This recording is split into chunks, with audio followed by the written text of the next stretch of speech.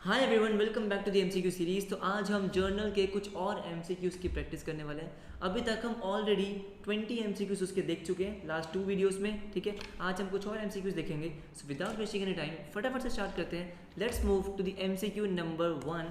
ध्यान से देखना, बहुत ही अच्छा एमसीक्यू है। Sold goods purchased at list price of 50,000। Sold goods purchased at list price of 50,000 less 15% trade discount. क्या बोला उसने कि आपने गुड सेल करें, ठीक है। कौन से गुड सेल करें? जो आपने परचेज किए थे list price 50,000 less 15% trade discount पे, ठीक है। Sold at a profit of 25% less 10% trade discount against cheque. हो, क्या ही दे दिया है इन्होंने। देखो ध्यान से देखते हैं। सोल्ड गुड्स, आपने गुड सेल करे, purchased at list price of 50,000 less 15% trade discount. कहने का मतलब क्या है कि जो आपने गुड्स सेल करे है ना, उसकी परचेज कॉस्ट कितनी थी, आपने कितने पे परचेज किए थे। देखो 50,000 का तो उसका लिस्ट प्राइस था, उस पर आपको 15% का ट्रेड डिस्काउंट भी मिला। 50,000 का 15% कितना हो गया? 7,500। सो आपने जो गुड्स सेल करे हैं उसकी कॉस्ट कितनी थी? 42,500। बिल्कुल सही। उसके बाद देखो क्या लिखा है, sold at a profit of 25%। इसमें आपने अपना 25% क्या ऐड किया? प्रॉफिट ऐड किया। बिल्कुल सही। कितना आएगा ये 42,500 का? 42,500 का 25% आता है 10625। बिल्कुल सही, प्लस 42,500। तो आपने सोचा ये था कि आप 53,125 का गुड सेल करोगे। 53,125 का जो सेल प्राइस है वो सेट किया था आपने। ये क्या है? इसको हम बोल सकते हैं लिस्ट प्राइस। इतने पे आपने लिस्ट किया, बेसिकली एमआरपी है ना। आपने इतने पे लिस्ट किया, उसके बाद आपने भी क्या दिया? 10% का ट्रेड डिस्काउंट। 10% का ट्रेड डिस्काउंट। अब 53,125 का 10% तो आपको पता ही है 53,125। आपने इस प्राइस पे अपने गुड्स को सेल किया है, तो ये कितना आ गया? 53,125 माइनस 10%, ये हमारा आ गया 478125। बहुत ही अच्छा एमसीक्यू था, काफ़ी सारी चीज़ें थी, थोड़ा कंफ्यूजिंग वे में दे रखा है आपको, ठीक है। क्या कहा उन्होंने कि देखो आपने गुड्स परचेज किया है, परचेज की कॉस्ट कितनी आपको बोली? 50,000 लेस 15% ट्रेड डिस्काउंट। तो 42,500 पे आपने क्या किया था? परचेज किया था। ये आपकी बेसिकली क्या है? कॉस्ट, ठीक है। ये आपकी कॉस्ट है। फिर आपने इस पे 25% प्रॉफिट ऐड किया, ये आया 53,125। ये आपका लिस्ट प्राइस हो गया, आपने इस प्राइस को लिस्ट किया था, ठीक है। उसके बाद आपने भी 10% ट्रेड डिस्काउंट दिया, ये फाइनली आपका क्या आ गया? Sale value.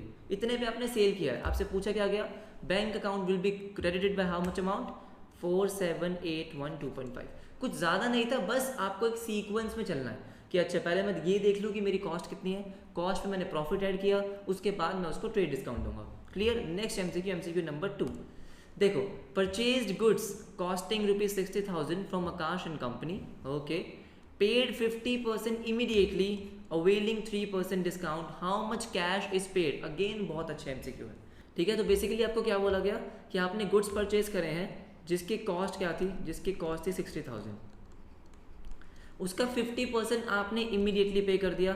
50% तो इमीडिएटली पे कर दिया, 50% आपने पे नहीं किया, ठीक है। जो 50% आपने इमीडिएटली पे किया वो कितना आ जाएगा? 30,000। लेकिन आपने 30,000 पे नहीं किया, आपको उस पर 3% का कैश डिस्काउंट भी मिल गया। देखो हमने पहले भी ये डिस्कस कर रखा है कि कैश डिस्काउंट किस वैल्यू पे मिलता है? जितना आप कैश पे करते हो। तो पूरा 60,000 पे तो कैश डिस्काउंट मिलेगा नहीं, जितना पे करोगे, जितना आप कैश दोगे, उसी पे तो डिस्काउंट मिलेगा। ये सुनो, तो 30,000 की वैल्यू आपने पे करी, लेकिन आपने 30,000 पे नहीं करे, आपको इस पे मिला 3% डिस्काउंट। 30,000 का 300 हो गया 900। तो एक्चुअली में आपने पे कितने करे हैं? 29,100। समझ में आ गया? राइट। और ये 50% मतलब 30,000, ये अभी भी आपके लिए क्या है? एक लाइबिलिटी है। 30,000 के अभी भी आपके क्रेडिटर्स हैं। ओके, सो आंसर कितना हो गया? 29,100, right. Next MCQ number 3। Placed an order with Rakesh Mohan for the supply of goods of the list price 1 lakh, what would be the journal entry for this? Interesting question है। आपने order place किया है राकेश मोहन के पास, किसका? 1 lakh rupees के गुड्स का, ठीक है। इसकी जर्नल एंट्री क्या होगी? बहुत सारे बच्चे बोलेंगे सर गुड्स परचेज करे हैं तो purchase account debit to Rakesh, क्योंकि पैसे तो दिए नहीं है अभी। बिल्कुल सही। कुछ बोलेंगे सर पैसे दे दिए तो आंसर सी, मैं बता दूं ना तो आंसर ए है ना आंसर सी है, आंसर डी है। सर नो एंट्री क्यों? क्योंकि अभी आपने ऑर्डर प्लेस किया है। ऑर्डर प्लेस किया है, क्या आपको गुड्स रिसीव हो गए? नहीं। हमने ये एक्रूवल कॉन्सेप्ट में भी किया था। क्या किया था कि जब आपको गुड्स रिसीव होंगे तब आप परचेज रिकॉर्ड करते हो, जब आप गुड्स सेल करते हो, जब आप गुड्स डिलीवर कर देते हो तब आप सेल रिकॉर्ड करते हो। क्या आपको यहाँ पे गुड्स रिसीव हो गए हैं? नहीं। आपने अभी सिर्फ कॉल किया कि हाँ जी राकेश भैया मुझे 1 लाख रुपए के गुड्स चाहिए। गुड्स आ गए क्या? नहीं। पेमेंट कर दी क्या? नहीं। कोई एंट्री ही नहीं होगी। बात समझ में आई? अच्छा एमसीक्यू था, ध्यान रखना कि ऑर्डर प्लेसमेंट की एंट्री नहीं होती, गुड्स रिसीव होंगे तो एंट्री होगी। राइट, नेक्स्ट एमसीक्यू देखो। Received a first and final dividend of 60 paise in a rupee from the official receiver of Rajan who owed us rupees 1000. Rajan account would be credited by how much amount? Okay, क्या बोला गया? पहली बात तो इन्होंने बहुत ही technical language दी है, ठीक है, कंफ्यूज करने के लिए, कि received a first and final dividend of 60 paise in a rupee from the official receiver. कुछ नहीं है, ठीक है। सिंपली आपको क्या बोला है कि एक हमारे राजन भाई साहब थे जिन्होंने आपके 1000 रुपीज़ देने थे, ठीक है। यहाँ से आपको 60% अमाउंट मिल गया, बस यही बोला इन्होंने।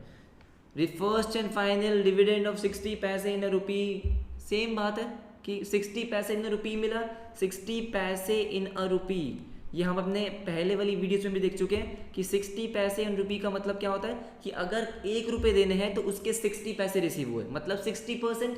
तो अगर 1000 देने हैं तो इसका 60% कितना हो गया? 600। आपको कितना अमाउंट रिसीव हुआ है? 600। आपको बोला गया कि राजन अकाउंट कितने अमाउंट से क्रेडिट होगा। एंट्री क्या होती है इसकी? ध्यान से देखो, इसकी एंट्री होती है bank account debit. Bank account debit कितना रिसीव हुआ है? 600। कितना? 600। अब मुझे पता है बहुत सारे बच्चे बोलेंगे सर आंसर 600 है, सिंपल खत्म करो ना। 600 नहीं है दोस्त, रुको। बैंक अकाउंट डेबिट कितना? 600। क्यों? क्योंकि आपको 600 रिसीव हुआ है। कितना रिसीव हुआ है?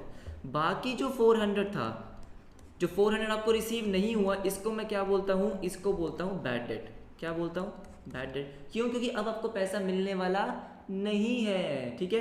तो बैड डेट मेरा क्या होता है? लॉस होता है। तो मैं बैड डेट को करता हूँ debit, bad debt account debit 400। और जो राजन थे आपके, राजन कौन थे? डेटर। डेटर थे 1000 रुपीज़ के। अब इन्होंने आपको कोई पैसे नहीं देने। क्यों? क्योंकि अब जितने देने थे ना इन्होंने दे दिए, अब ये आपके डेटर नहीं रहे। डेटर का मतलब क्या होता है? जिससे अमाउंट रिसीव होना होता है। जितना रिसीव होना था हो चुका है, तो इसका मतलब अब राजन जी का अकाउंट खत्म हो जाएगा। तो हम क्या लिखेंगे? राजन को क्रेडिट कर देंगे कितने से? 1000 से।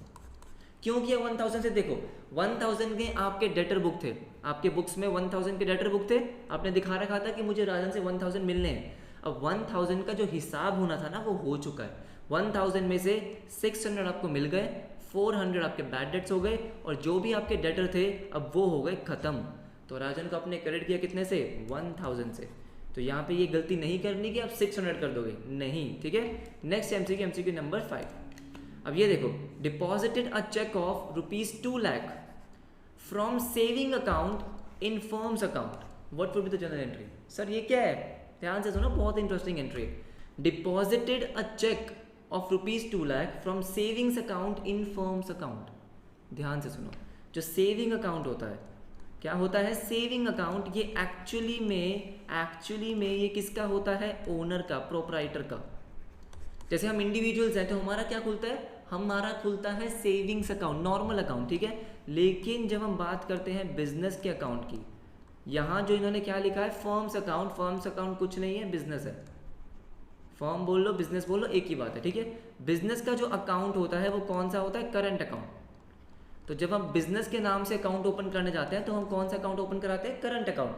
अपने नाम अपना अकाउंट ओपन करने जाते हैं तो हम कौन सा कराते हैं? सेविंग्स अकाउंट, ठीक है। अब देखो क्या बोला है, deposited cheque of ₹2 lakh saving account से फर्म्स अकाउंट में। तो क्या हुआ? सेविंग अकाउंट से फर्म अकाउंट में डिपॉजिट हो गए 2 लाख। तो बहुत सिंपल सा मतलब है, कंफ्यूज कर दिया कि सेविंग अकाउंट किसका है? ओनर का। तो ओनर ने अपने अकाउंट से पैसे निकाल के बिजनेस के अकाउंट में डाल दिए। तो क्या ये कैपिटल नहीं है? अरे हाँ सर, क्या ये कैपिटल नहीं है? बिल्कुल है। ओनर ने अपने बैंक अकाउंट से पैसे फर्म के अकाउंट में ट्रांसफर करें तो ये क्या है? कैपिटल है। अब सोचो फर्म में क्या होगा? फर्म के बैंक अकाउंट में पैसे आ गए, तो बैंक अकाउंट डेबिट, फर्म के बैंक अकाउंट में पैसे आ गए, और क्योंकि ये कैपिटल है, ओनर ने कैपिटल इन्वेस्ट करा है, अमाउंट इन्वेस्ट करा है, तो टू कैपिटल कितना है 2 लाख, तो आंसर क्या हो गया, आंसर हो गया bank account debit to capital account. अच्छी एंट्री थी ना, राइट। सिर्फ थी तो बहुत सिंपल, कॉन्सेप्ट तो बहुत सिंपल था, लेकिन बस आपको लैंग्वेज समझने की देरी थी, है ना। नेक्स्ट एमसीक्यू देखो, MCQ number 6। Okay, paid ₹5,000 rent of building by cheque. आपने 5,000 रुपीज़ का रेंट पे किया है, simple. Half of the building is used by proprietor for residential use. अब जो बिल्डिंग का आपने रेंट पे किया है, उसमें से हाफ जो बिल्डिंग है वो प्रोपराइटर यूज करता है अपने पर्सनल पर्पस के लिए, पर्सनल पर्पस के लिए। Rent expenses will be debited by how much amount. आपसे पूछा गया कि आप रेंट को कितने अमाउंट से डेबिट करोगे, तो याद रखो आप क्या कर रहे हो, आप बिजनेस की अकाउंटिंग कर रहे हो, तो आपका एक्सपेंस कितना हुआ है, आपके बिजनेस का एक्सपेंस कितना हुआ है। देखो 5,000 रुपीज़ आपने पे कर दिए, जिसमें से हाफ जो है मतलब 50% तो प्रोपराइटर खुद के लिए यूज़ कर रहा है, 50% ये है जो बिजनेस के लिए यूज़ हो रहा है। ये किसके लिए यूज़ हो रहा है, ओनर के लिए, और ये है जो बिजनेस के लिए यूज़ हो रहा है। तो मुझे ये बताओ बिजनेस का एक्सपेंस कितना हुआ, बिजनेस का एक्सपेंस तो 2500 ही हुआ ना, यस और नो। तो रेंट एक्सपेंस जो है वो कितने से डेबिट होगा, 2500 से। रेंट एक्सपेंस डेबिट कितने से होगा, 2500 से।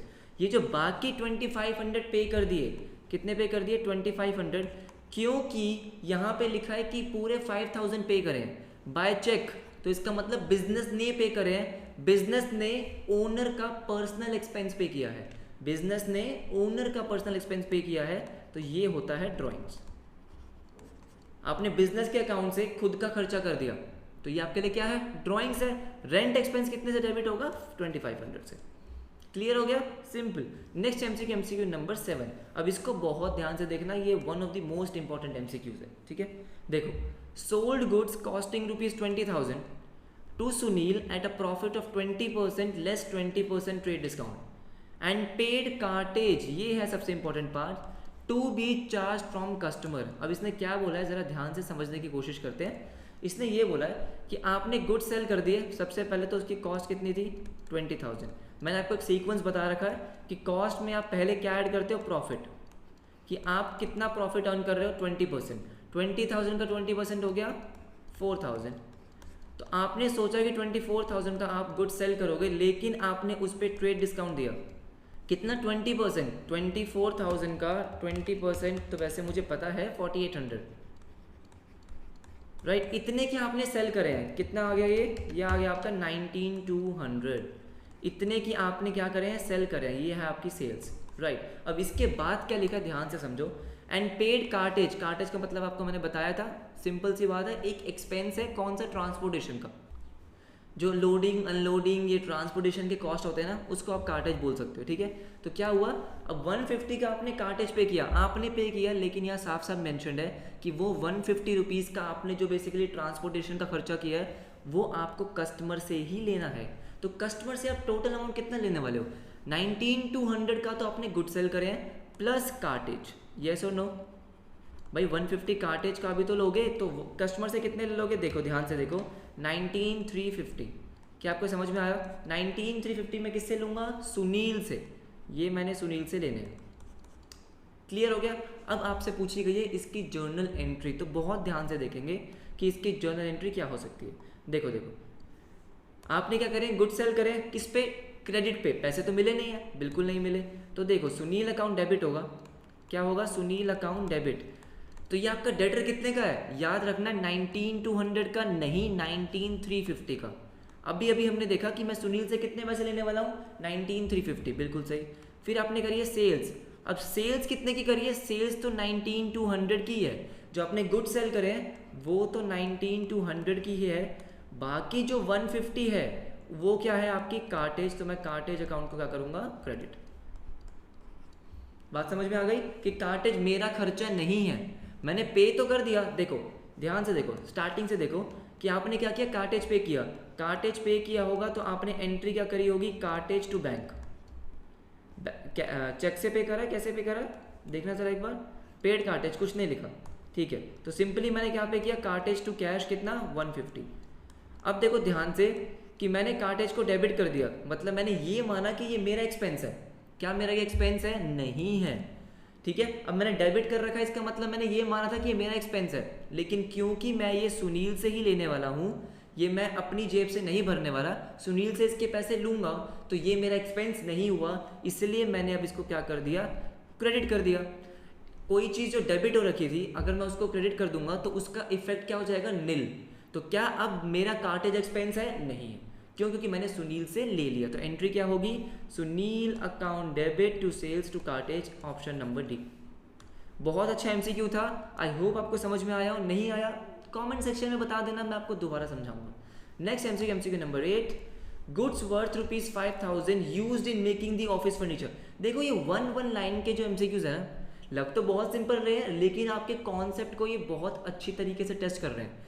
Goods worth 5,000 used in making office furniture, which account will be credited. क्या बोला आपको कि आप कोई गुड्स बनाते हो, ठीक है, वही गुड्स आपने अपने ऑफिस के फर्नीचर बनाने के लिए भी यूज़ करा, तो ध्यान से सुनो एंट्री क्या होगी। सबसे पहले क्योंकि आपने फर्नीचर बनाया, तो फर्नीचर जो आपका एसेट है वो इंक्रीज हो गया, तो फर्नीचर तो मैं क्या करूँगा, डेबिट, कितने से, 5,000 से। अपने ऑफिस फर्नीचर बनाया है, फर्नीचर का बैलेंस इंक्रीज हुआ, फर्नीचर आपके लिए क्या है, एसेट, एसेट का बैलेंस जब भी इंक्रीज होता है तो वो डेबिट होता है, बिल्कुल सही। अब 5,000 के आपने गुड्स यूज़ कर लिए, गुड्स यूज़ कर लिए, मतलब आपके जो गुड्स थे वो बिजनेस में क्या हो गए, कम हो गए। और मैंने साफ साफ आपको बता रखा है, आपको भी पता है कि जब गुड्स कम होते हैं उसको मैं क्या करता हूँ, परचेजेस को क्रेडिट कर देता हूँ 5,000 से। क्या आपको समझ में आ गया, furniture account debit to purchases, तो आंसर क्या है, which account will be credited, purchases account. Clear. Next MCQ, MCQ number 9, देखो, paid to staff ₹40,000 against outstanding salary of 60,000। Again ये बहुत अच्छा एमसीक्यू है, ध्यान से समझो इसको। आपने 40,000 पे करे हैं स्टाफ को अगेंस्ट आउटस्टैंडिंग सैलरी ऑफ 60,000 का मतलब क्या हुआ कि आपकी ऑलरेडी आउटस्टैंडिंग सैलरी थी कितनी, 60,000। मतलब आउटस्टैंडिंग सैलरी का मतलब वो होता है कि वो सैलरी जो ड्यू तो हो चुकी थी लेकिन आपने पे नहीं करी, वो सैलरी जो ड्यू हो चुकी थी लेकिन आपने पे नहीं करी, तो ये अपने पहले ही 60,000 रिकॉर्ड कर रखे हैं, लिखा हुआ ना, अगेंस्ट आउटस्टैंडिंग सैलरी ऑफ 60,000। तो इसका मतलब 60,000 की आपकी आउटस्टैंडिंग सैलरी थी, लाइबिलिटी थी, ये आपकी क्या थी, लाइबिलिटी। अब आपने इसके अगेंस्ट में 40,000 तो पे कर दिए, इसके लिए 40,000 पे कर दिए, 60,000 पे करने थे लेकिन 40,000 ही करें, कोई बात नहीं। आपसे पूछा गया कौन सा अकाउंट डेबिट होगा, ध्यान से देखो एंट्री क्या होगी, आपने 40,000 पे कर दिए, पे। अब मुझे पता है बहुत सारे बच्चे बोलेंगे सर सैलरी अकाउंट, मुझे पता है, लेकिन आंसर सैलरी अकाउंट नहीं है। ध्यान से सुनो, जब आपने ये 60,000 का आउटस्टैंडिंग सैलरी रिकॉर्ड करी होगी तो एंट्री क्या करी होगी, आपने उस टाइम पे अपना एक्सपेंस बुक किया होगा। एज पर एक्रूवल कॉन्सेप्ट आपने एक्सपेंस पे किया हो या ना किया हो, जब वो एक्सपेंस हो जाता है ना, आपको उसी टाइम रिकॉर्ड करना होता है। तो आपने उसी टाइम अपना 60,000 का एक्सपेंस रिकॉर्ड कर दिया, क्योंकि आपने पे नहीं करी थी तो आपने ये लाइबिलिटी क्रिएट कर दी, आउटस्टैंडिंग सैलरी। ये किया होगा, ये आपने उस टाइम किया होगा, तो एक्सपेंस तो आपका ऑलरेडी रिकॉर्ड हो चुका है। अब हुआ ये है कि आपने अब करी है पेमेंट, तो याद रखो ये जो लाइबिलिटी थी 60,000 की, ये अब कम हो गई, तो आउटस्टैंडिंग सैलरी हो जाएगा डेबिट। आउटस्टैंडिंग सैलरी डेबिट कितने से, 40,000 से। आप अपनी लाइबिलिटी को कम कर रहे हो, मतलब डेबिट कर रहे हो, टू बैंक या कैश जो भी है 40,000। क्या आपको बात समझ में आई? आपसे पूछा गया डेबिट क्या होगा, डेबिट आउटस्टैंडिंग सैलरी होगा। मैंने आपको पूरी एंट्री समझा दी, पूरा फ्लो समझा दिया, आई होप आपको समझ में आ गया हो। नेक्स्ट एमसीक्यू और आज का last MCQ, cheque of ₹20,000 issued by mister Feku was dishonoured. एक मिस्टर फेकू थे, ठीक है, उन्होंने आपको एक चेक दिया था, पेमेंट करनी होगी तो चेक दिया था, लेकिन वो क्या हो गया, डिसऑनर। डिसऑनर का मतलब क्या होता है कि आपने बैंक में चेक जमा कराया, ठीक है, कि भाई अब मेरे बैंक में पैसे आएंगे, लेकिन आपके वो बैंक में पैसे नहीं आए। क्यों? क्योंकि जिसने आपको चेक दिया था उसके बैंक में पैसे थे ही नहीं, उसके पास पैसे थे नहीं, बस चेक दे दिया, तो आपके बैंक में पैसे कहाँ से आएंगे? समझ में आ रही है बात? अब हुआ क्या, 20,000 जो मिस्टर फेकू ने आपको चेक दिया था वो हो गया डिसऑनर। एंट्री क्या होगी पहले ये समझते हैं, ध्यान से सुनो। जब उसने आपको चेक दिया तो एंट्री क्या करी होगी आपने एंट्री करी होगी bank account debit, bank account debit to mister Feku. Mister Feku ने आपको चेक दिया 20,000 का। मिस्टर फेकू कौन था? डेटर था, आपको जो पैसे देता है वो डेटर होता है, डेटर था। जैसे उसने चेक दिया आपके डेटर कम हो गए, डेटर कम हुए मतलब क्रेडिट, डेटर आपका एक एसेट है, एसेट कम हुआ मतलब क्रेडिट। और क्योंकि आपका बैंक का बैलेंस बढ़ गया, आपने सोचा कि बैंक में पैसे तो आ ही जाएंगे, तो बैंक को डेबिट कर दिया 20,000 से। क्लियर। लेकिन अब हुआ क्या कि वो चेक हो गया डिसऑनर।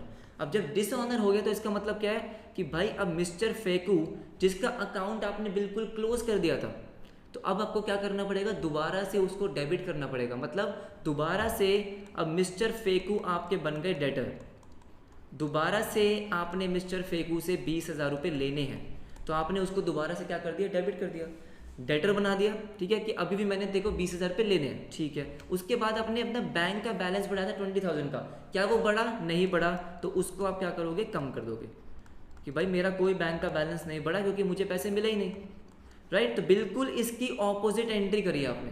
क्यों करी है, क्योंकि आपने तो यहाँ पे ये सोचा था ना कि चेक के बदले में पैसे मिल ही जाएंगे, लेकिन नहीं मिले, तो आपने वो एंट्री को कैंसिल कर दिया।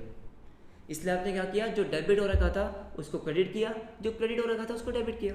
समझ में आया। तो आंसर क्या होगा, विच account will be credited, bank account. So I hope आपको ये समझ में आया होगा, राइट। मैंने आज के एमसीक्यूज में वही ट्रांजैक्शंस डाली थी जो एक्चुअली में स्टूडेंट्स को कई बार परेशान करती है। तो आपने कुछ नया सीखा होगा, आपके कुछ कॉन्सेप्ट क्लियर हुए होंगे। अगर ऐसा है तो वीडियो को लाइक करना बिल्कुल मत भूलना। चैनल को अगर आपने अभी तक सब्सक्राइब नहीं किया तो फटाफट से सब्सक्राइब बटन को प्रेस करके उस बेल आइकन को दबा देना। मिलेंगे आपसे नेक्स्ट क्लास में, तब तक के लिए बाय बाय।